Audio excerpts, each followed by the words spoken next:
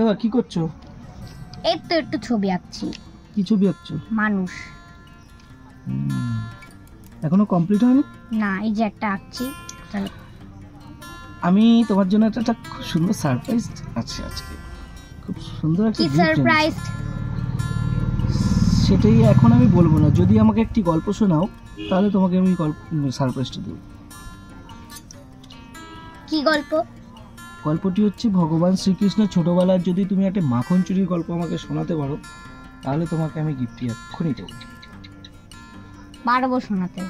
পারবে? পারবো। তাহলে আমাকে বলো। শোনো তাহলে। এক গ্রীষ্মের দুপুরে কৃষ্ণ আর তার বন্ধুরা মিলে খেলা করছিল। আচ্ছা। খেলা করতে করতে তাদের খুব খিদে পেয়ে যায়।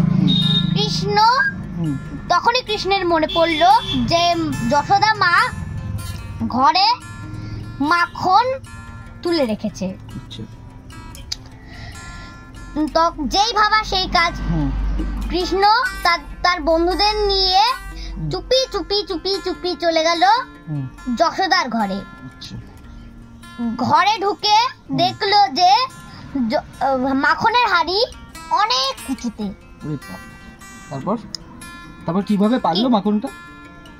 কিন্তু কৃষ্ণ আর তার বন্ধুরা তো কম যায় না।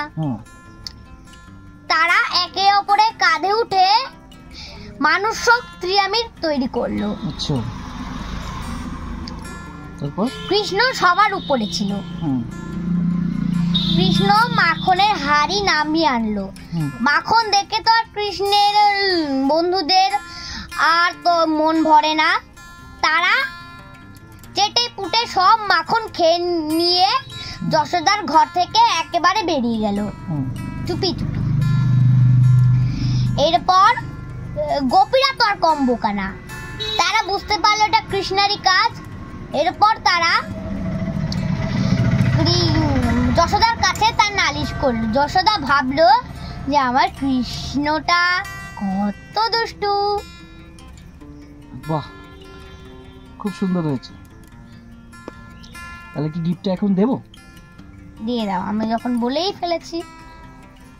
ঠিক আছে, চোখ বন্ধ করো।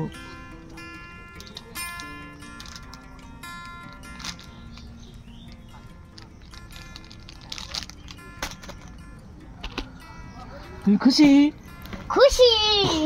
ইয়াহু!